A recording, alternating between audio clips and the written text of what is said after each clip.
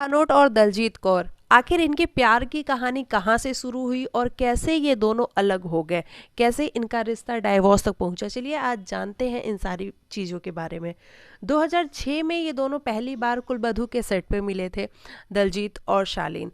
वहाँ से इन लोगों का कोई भी ऐसा नहीं था कि वो इनका फर्स्ट एट साइट है और ये प्यार में पड़ने वाले हैं, लेकिन फिर धीरे धीरे धीरे धीरे इन लोगों को एक दूसरे से प्यार हो गया। उसके बाद शालीन और दलजीत दोनों ने नच बलिए शूट किया और नच बलिए के दौरान इन्होंने नच बलिए का शो जीता भी था। उसके बाद ही इन दोनों ने डिसाइड कर लिया था कि अब ये शादी करेंगे, क्योंकि इनका जो प्यार था वो बहुत चरम सीमा पर था। बहुत अच्छे से ये दोनों एक साथ रहना चाहते थे और इसलिए इन्होंने नच बलिए के तुरंत बाद शादी कर ली। शादी के बाद दोनों की लाइफ इतनी खूबसूरत थी, मतलब बाहर जो हम देखते थे बहुत ही खूबसूरत लाइफ थी। ऐसा लगता था कि दोनों लव बर्ड्स काफ़ी खुश हैं एक दूसरे के साथ। लेकिन चौंकाने वाली शॉकिंग खबर तो तब सामने आई जब 2014 में दलजीत ने एक केस फाइल कर दिया शालीन भनोट के अगेंस्ट। जबकि उस केस में ये था कि शालीन दलजीत को फिजिकली असॉल्ट करते हैं, शालीन दलजीत के ऊपर चार्ज करने की कोशिश करते हैं, जबकि उनका एक बच्चा भी हो चुका था उस टाइम पे। दलजीत ने बताया मीडिया हाउसेस को।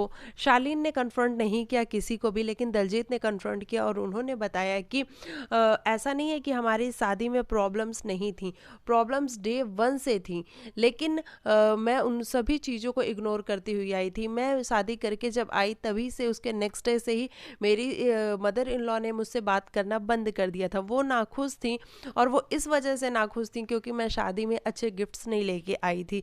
उन्होंने ये भी बताया कि मेरे फादर की, हम 3 बेटियां हैं, तो मेरे फादर इतने स्ट्रांग नहीं थे, तो उन्होंने थोड़े अपनी हैसियत के हिसाब से गिफ्ट्स दिए, लेकिन शालीन की फैमिली को वो पसंद नहीं आया, इसलिए मेरी मदर इन लॉ से मेरी बात नहीं होती थी।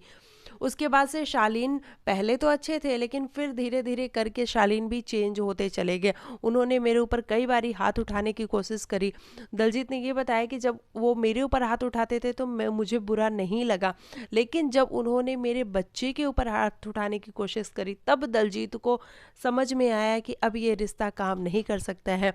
और तब जाके दलजीत ने ये स्टेप उठाया और उन्होंने एफआईआर कर दी शालीन भानोट के अगेंस्ट। और फिर इन दोनों का केस चला और दोनों अलग हो गए और दोनों ने डाइवोर्स ले लिया।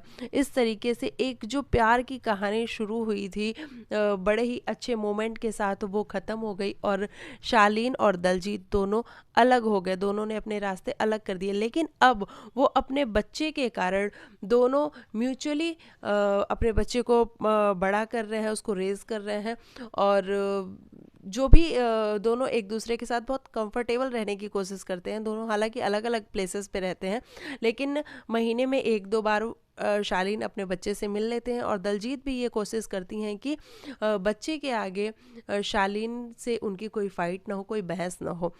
तो ये थी दलजीत और शालीन की कहानी। मुझे लगा आप लोगों तक पहुंचनी चाहिए, तो अगर आप लोग को अच्छी लगी होगी तो मुझे बताइएगा कमेंट करके कि क्या आप लोग को लगता है कि शालीन और दलजीत हमेशा साथ रह सकते थे।